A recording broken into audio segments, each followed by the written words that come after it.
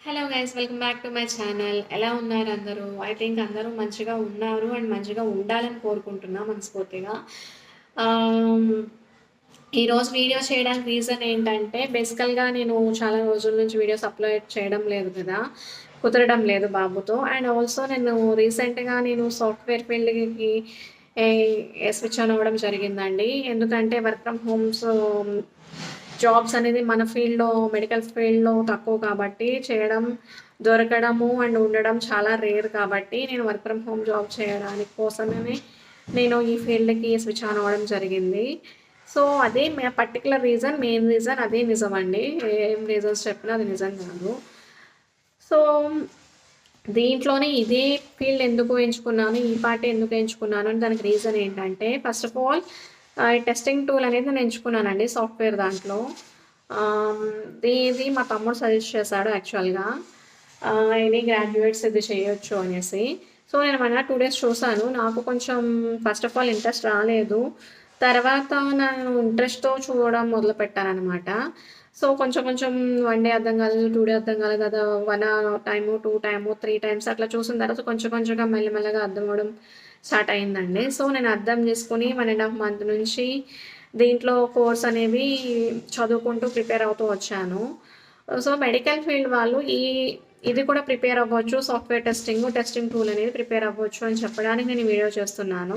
But ఏంటంటే కొంచెం ఓపికతో, ఇంట్రెస్ట్‌తో ట్రై చేయాలి అండి.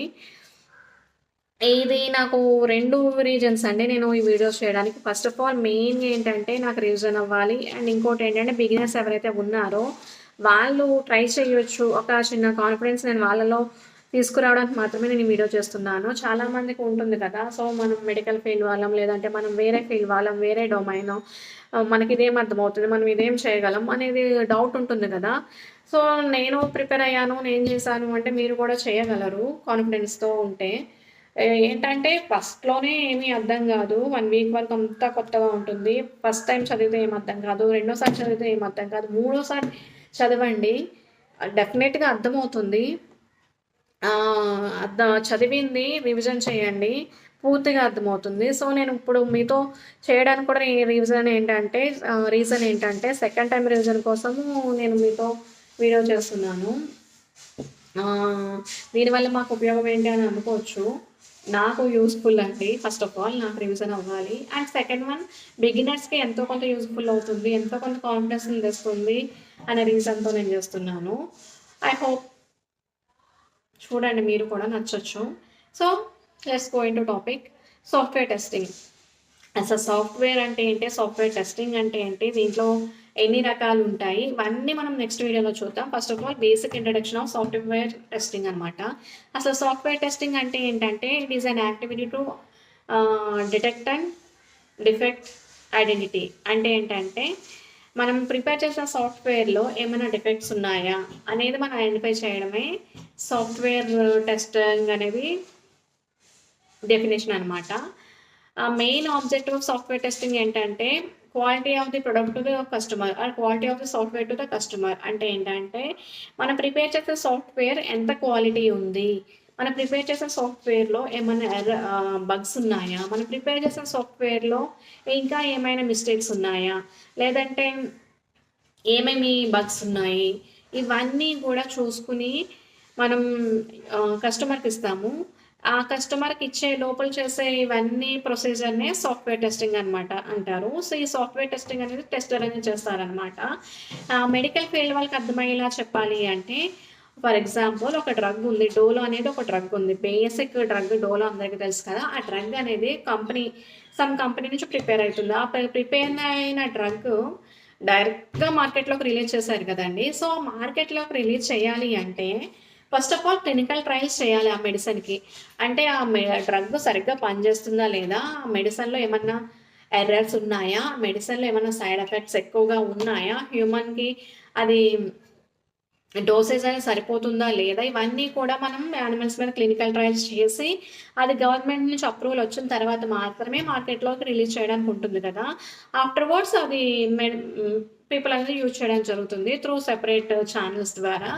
యాస్ పర్ క్లినికల్ ట్రయల్స్ లానే సాఫ్ట్వేర్ ప్రిపేర్ చేసిన తర్వాత ఎవరైతే సాఫ్ట్వేర్ డెవలపర్ ఉంటాడో ఒక సాఫ్ట్వేర్ ప్రిపేర్ చేస్తాడు. ఆ సాఫ్ట్వేర్ ప్రిపేర్ చేసిన తర్వాత సాఫ్ట్వేర్లో ఏమైతే డిఫెక్ట్స్ ఉన్నాయో ఆ డిఫెక్ట్స్ని ఐడెంటిఫై చేయాలి. అది మెయిన్ పార్ట్ అనమాట.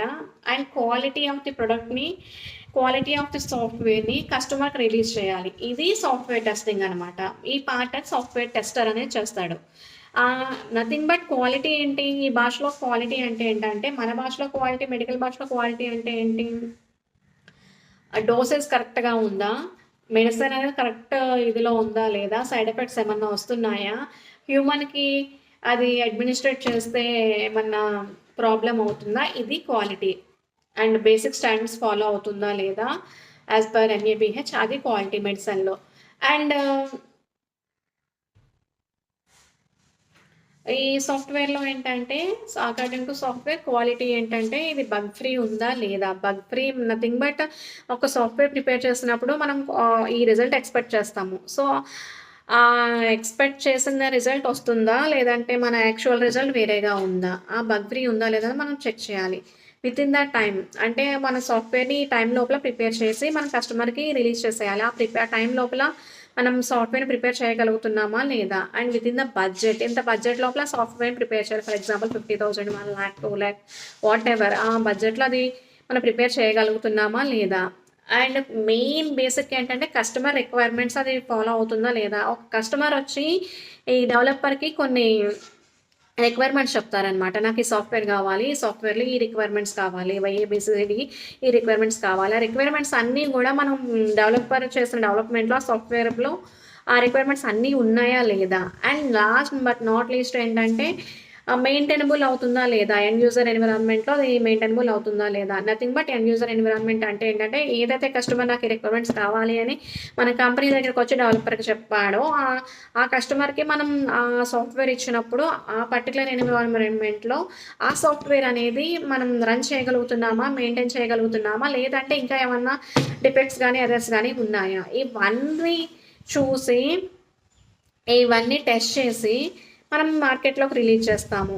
అప్పుడు దాన్ని రిలీజ్ చేసిన తర్వాత కస్టమర్ అనేది ఆ సాఫ్ట్వేర్ని యూజ్ చేయడం జరుగుతుంది. ఇది అంతా కూడా సాఫ్ట్వేర్ టెస్టింగ్ పార్ట్ అనమాట. సో ఇదండి basic introduction of the software testing. రేపటి నుంచి మనం 1 by 1 కాన్సెప్ట్స్ అనేది నేను చిన్న చిన్న వీడియోస్ చేస్తానండి, షార్ట్స్ అనేది. ఎవరైతే ఇంట్రెస్ట్ ఉన్నారో వాళ్ళు మన ఛానల్ ఫాలో అవ్వండి. అండ్ ఎవరైతే సీనియర్స్ ఉన్నారో ఈ వీడియో ఎవరైనా చూస్తే కనుక ఇంకా నేను ఏమేమి తెలుసుకోవాలి, ఏమన్నా కరెక్ట్ చెప్పానా లేదంటే ఏమైనా మిస్టేక్స్ చెప్పానా నాకు కామెంట్ చేయండి. ఇంకా ఏమైనా డెవలప్ అవ్వాలి, ఇంకా ఏమైనా చూడాలి, ఇంకా ఏమన్నా నేర్చుకోవాలి, అది కూడా నా కామెంట్ సెక్షన్లో కామెంట్ చేయండి. Thank you guys. I hope మీకు ఈ వీడియో నచ్చుతుందని నేను అనుకుంటున్నాను. Thank you guys. By by and take care.